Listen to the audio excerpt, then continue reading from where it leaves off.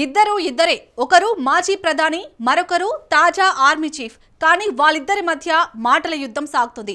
జైల్లోంచి Jung siren మోగిస్తున్నారు Imran Khan. Pakistan పాలకుల గుండెల్లో dynamite పేల్చుతున్నారు. దీంతో ఏం చేయాలో తెలియక సతమతమవుతుంది మునీర్ సేన. కొద్ది రోజులుగా ఆర్మీ చీఫ్ అధికార దాహంతో లాహోర్ అట్టుడికిపోతుంది. ఇంతకీ పాకిస్తాన్లో అసలేం జరుగుతుంది? నిజంగానే మునీర్ నియంతలా వ్యవహరిస్తున్నారా? ఇమ్రాన్ ఖాన్ కు జైల్లో ప్రత్యక్ష నరకం చూపిస్తున్నారా? ఇమ్రాన్ ఖాన్ వ్యాఖ్యలకి పాక్ ఆర్మీ ఎందుకు కౌంటర్ ఇచ్చింది? పదవి కోసమే ఇమ్రాన్ పడిచేస్తున్నాడా? సైన్యం ప్రజల మధ్య చీలికలకి కుట్రలు చేశాడా? పవర్ ఫైట్ లో నెగ్గేదెవరు తగ్గేదెవరు?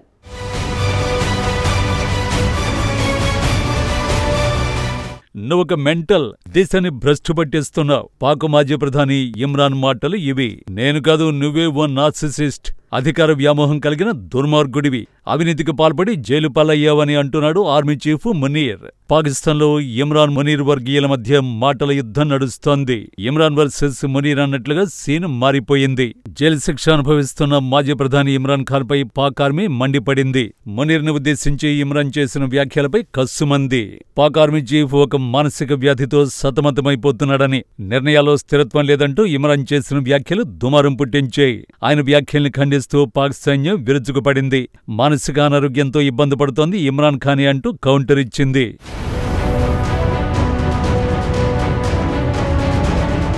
తన కుటుంబ సభ్యుల పరామర్శల సమయాన్ని ఆర్మీ చీఫ్ పై దాడికి ఇమ్రాన్ ఖాన్ వినియోగిస్తున్నాడని ఆర్మీ ప్రతినిధి లెఫ్టినెంట్ జనరల్ అహ్మద్ షరీఫ్ ఆగ్రహం వ్యక్తం చేశాడు.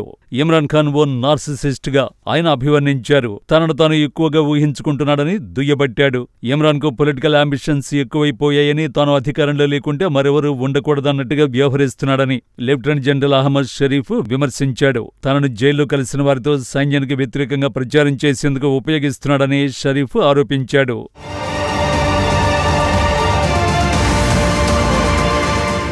నిజానికి ఇమ్రాన్ ఖాన్ అసలు బతికున్నాడో లేదోనన్న చర్చ జోరుగా సాగింది. దీంతో ఎన్నో విజ్ఞప్తుల తర్వాత ఆయన కలుసుకునేందుకు ఇమ్రాన్ సోదరి ఉజ్మాకు అవకాశమిచ్చారు పాకిస్తాన్ అధికారులు. తాను జైల్లో మానసికంగా కుంగిపోతున్నారని, ఇందుకు కారణం ఆర్మీ చీఫ్ మునీర్ అంటూ సోదరితో బాంబు పేల్చాడు ఇమ్రాన్. తనను అకారణంగా నిర్బంధించడం వెనుక అసీం పాత్ర ఉందని సోదరి ఉజ్మాతో తెలిపాడు ఇమ్రాన్.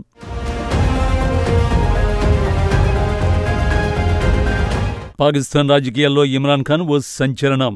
క్రికెటర్గా ప్రధానిగా సేవలందించి మంచి పేరు సంపాదించుకున్నాడు. క్రికెట్ క్రేజ్ తో రాజకీయాలకు వచ్చి చక్రం తిప్పాడు. అయితే ప్రధానిగా సంచలన నిర్ణయాలు తీసుకున్నారు.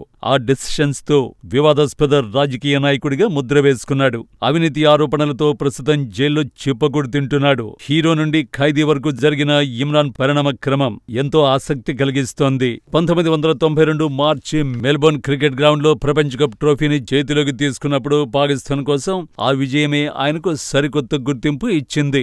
క్రికెట్ మాత్రమే కాదు, జాతీయ గర్వాన్ని నిర్మించిన వ్యక్తిగా అప్పటి నుంచి ఇమ్రాన్ పాకిస్తాన్ చరిత్రలో చెరిగిపోని ముద్ర వేశారు. కానీ 33 ఏళ్ల తర్వాత అదే ఇమ్రాన్ ఖాన్, పాకిస్తాన్ మాజీ ప్రధాని, ప్రజాస్వామ్యానికి ప్రతీకగా భావించిన నాయకుడు జైలులో ఊచలు లెక్కిస్తున్నాడు.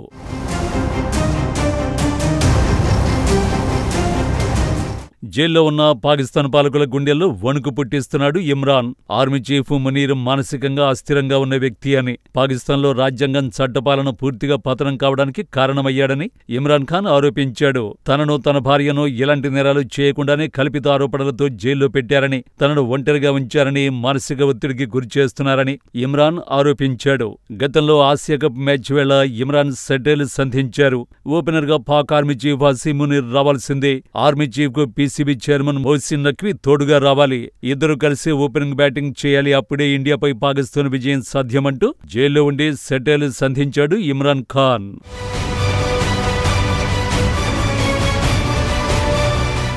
ఇప్పటికే పాకిస్తాన్ ఆర్మీ చీఫ్ అసీం మునీర్ కు అపరిమిత అధికారాలు కట్టబెట్టింది షహబాజ్ షరీఫ్ సర్కార్.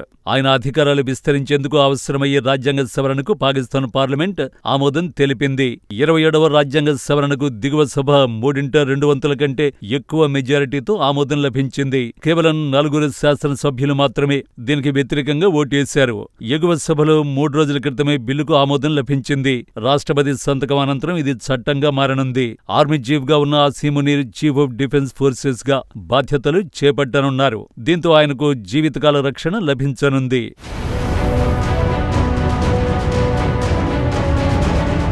ఆసిమ్ మునీర్కు అపరిమిత అధికారాలు కట్టబెట్టడమే 27వ రాజ్యాంగ సవరణ బిల్లు మొదటి లక్ష్యం. ఇక రెండో అంశం న్యాయ వ్యవస్థను హైజాక్ చేయడం. కొత్త కోర్టు ఏర్పాటుకు మద్దతునిస్తోంది. రాజ్యాంగ ప్రాథమిక హక్కులకు సంబంధించిన క్లిష్టమైన కేసులను పరిష్కరించే విధంగా కొత్త కోర్టు ఏర్పాటుకు గ్రీన్ సిగ్నల్ ఇచ్చింది పాకిస్తాన్ పార్లమెంట్. గతంలో జడ్జీల బదిలీలు, నియామకాలు న్యాయ వ్యవస్థ ఆధ్వర్యంలో కొనసాగేవి. కొత్త రాజ్యాంగ సవరణతో ఆ అధికారాలన్నీ ప్రధానమంత్రికి బదిలీ అవుతాయి. రాజ్యాంగ సవరణలో మూడో లక్ష్యం అధికారాన్ని కేంద్రీకృతం చేయడమే. అలాంటి రాక్షసుడికి అపరిమిత అధికారాలు లభిస్తే ఇండియాపై మరిన్ని ఉగ్రదాడులు జరగచ్చు, లేదంటే సరిహద్దుల్లో కుట్రలకు తెరతీయొచ్చు. దాయాది నుంచి ఎలాంటి ముప్పునైనా ఎదుర్కొనేందుకు మోడీ సర్కార్ రెడీగా ఉంది. భారత్తో నిత్యం కవ్వింపు చర్యలకు పాల్పడుతూ కాలం వెళ్లదీయాలని భావిస్తున్నారు పాక్ ఆర్మీ చీఫ్ ఆసిమ్ మునీర్. అంతేకాకుండా ఇండియాకు సన్నిహితంగా ఉండే ఇమ్రాన్ను ఇబ్బందులకు గురిచేస్తున్నాడు. మొదటి నుంచి ఆయన పట్ల కఠినంగా ఉంటోంది పాక్ ఆర్మీ. పాక్ అధ్యక్షుడు అలీ జర్దారీ, ప్రధానమంత్రి షహబాజ్ షరీఫ్ మునీర్ను కొత్తగా సృష్టించబడిన రక్షణ దళాల అధిపతి పదవికి పదోన్నతి కల్పించడాన్ని ఆమోదించిన కొద్దిసేపటికే ఈ పరిణామం జరిగింది.